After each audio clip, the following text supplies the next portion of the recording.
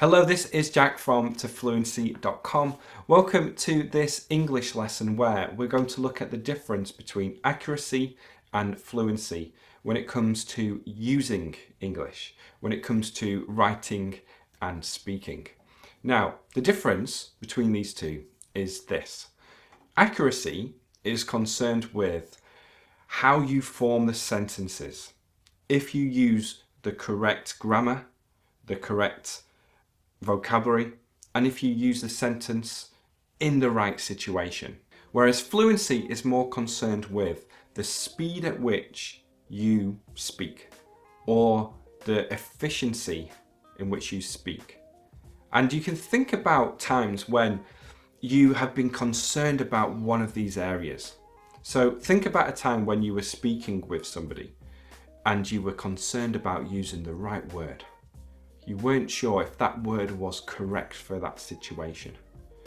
And obviously, when you are concerned with the accuracy of what you are saying, that is going to slow down your fluency too, because you're going to stop and think about using the correct word. Whereas fluency is all concerned about the speed at which you get things across. And you're not as worried about getting things completely correct. You're going to make mistakes here if you try to increase your fluency. And it's all about getting your ideas across in a quick way, in an efficient way. And you're not concerned about making mistakes. And another way to think about this is to think about a typical lesson where you are at a language school and your teacher introduces a new grammar term or a new word for you to use or a new phrase. And they ask you to produce this. And at first you're concerned about getting this correct. But after practicing it and saying it a few times, then your fluency increases too. So after practice you are both accurate and you are fluent at the same time. So although these two things are separate, they are both important. And it's important to say that you're never going to be 100% accurate. You are always going to make mistakes, just like everybody does. And also, you're never going to be 100% fluent because everybody hesitates or people get tongue-tied or people are tired and they can't get the words out fluently. But there are certain things that we can do in order to improve our accuracy and our fluency. Now, let's start with accuracy because I think the best way to become more accurate is to focus on writing. Because when you are writing, especially if you are a self-taught student, if you are self-studying at home on your own or with friends, then you have the time to get things right, to form the correct sentences. There's no rush. There's nobody waiting for you to complete a sentence so you can continue the conversation. And there are certain tools that we can use in order to improve our accuracy when we are writing. For example, you can use Google to check to see if sentences are correct. You can look up new words and phrases. You can use Google Translate to translate from your language to English. And we can also use tools like Grammarly, which I highly recommend. I'll leave a link in the description, to correct our writing, to correct our grammar while we are writing. And although we tend to write about different things, like we tend to write emails, we tend to write comments on YouTube channels, for example, leave a comment below. We can also just write out things that we would say in certain situations. So you can think about a time when you're going to use your English this week. It might be in a presentation you're giving, it might be in a meeting that you have, or it might just be questions you want to ask your friend who you haven't seen for a long time. Well, you can open your computer, or if your handwriting is a lot better than mine, you can use a notepad. And then you can just think about those sentences and the questions or anything that you want to say and write this down. Take your time. Use the tools that I've mentioned in order to get this as accurate as possible, to make the fewest amount of mistakes so that you can improve this area of English. And when it comes to fluency, know that what we're talking about here is speaking. Because when you think about writing and fluency, there are certain situations where, yes, you want to be able to write quickly, where you're not constantly thinking about things. And this just comes with practice. For example, if you have an exam, then you'll want to be accurate with your writing, but you'll also want to do this quickly so that you don't run out of time. But generally speaking, when it comes to fluency, we're focusing on how we can improve this while we are speaking. So I'm going to talk about a couple of methods now which will help you improve. The first method is something called shadowing. And I'll leave a link to the person who came up with this method in the description so you can check this out. But basically what you do is you listen to any kind of audio and you repeat the audio with about a 1 second delay. It's quite a difficult skill to constantly repeat what someone is saying, where you have to listen to what they're saying but speak at the same time. Try it now. Just copy what I'm saying with a 1 second delay. So just repeat the words I'm saying without stopping, without pausing this video, and see if it's something that you can do. Now, it might take some practice in order to do this, and the audio that you choose is going to be really important, because if it's too difficult, then you won't be able to follow along. If it's too quickly, then you won't be able to do it either. And also know that I'm not a huge fan of this method, because I think it takes away a lot of the accuracy part of this. And when you think about it, it's not just about saying the right words and phrases.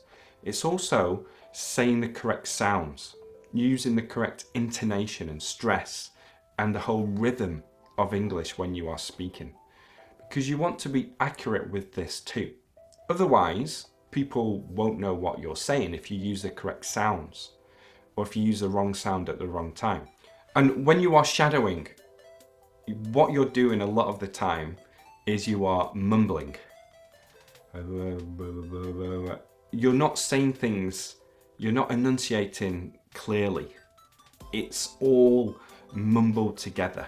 And it's difficult to focus on the correct sounds because you are focusing too much on fluency. Having said that, it might work for you if you get the correct audio. If you already know what this audio means and you can say these sounds correctly. So once you reach that level, then it might be useful for you. But just like anything else, try it and see what it's like. Another way to improve your fluency is to get speaking practice, which is obvious, right? You know, the more you speak, the more you practice, the better you'll get. But I think it's important to find somebody who will also correct you at the same time, and somebody who is going to be patient with you.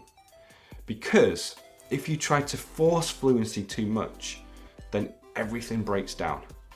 What you want to be able to do is just to get the speaking practice, but to be able to build up your fluency over time, not to try and force it too much to begin with.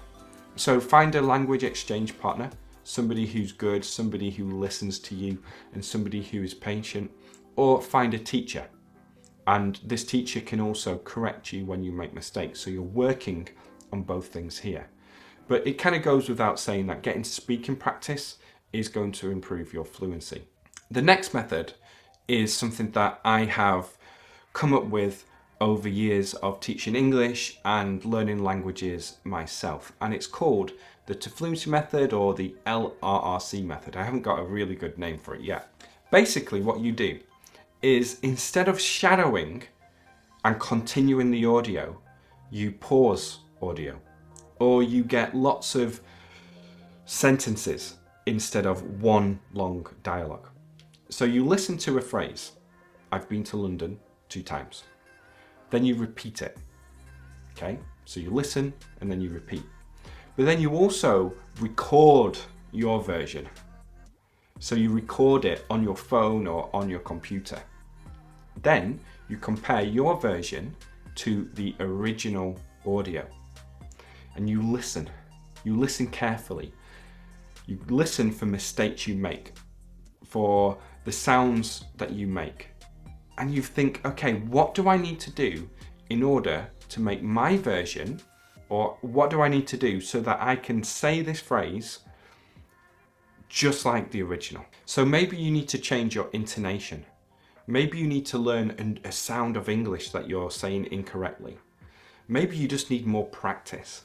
But the idea is that you are working on your fluency of saying a phrase, but also improving your accuracy at the same time. And then if you use something like Anki, which is spaced repetition software, and you import this audio, or you create your own flashcards and you repeat them in a smart way over the long term, then you'll find your accuracy and fluency improving at a very fast rate, because you're getting the practice you need.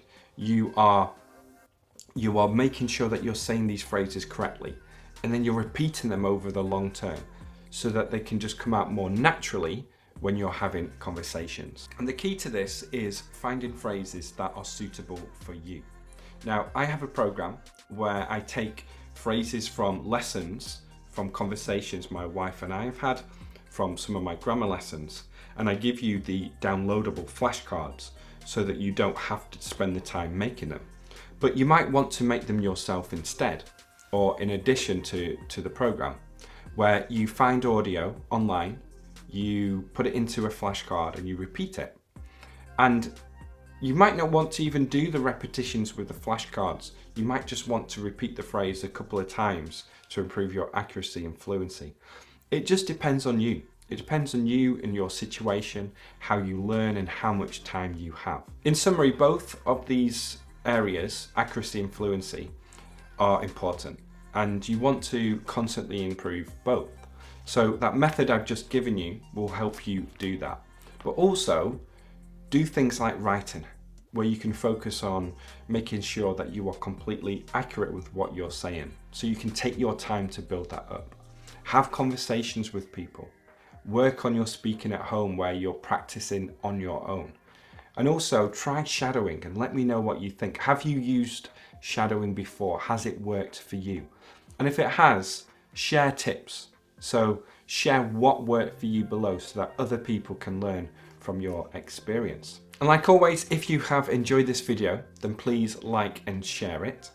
Check out the description for all the resources I mentioned in this video, and also for my book. If you're new here, get my book, The 5-Step Plan for English Fluency. And welcome if you're new. It's just great to have new people here. If you're an old subscriber, thank you for watching another one of my videos. And speaking of videos, check out these two here if you want to continue learning with me today. Okay, bye for now.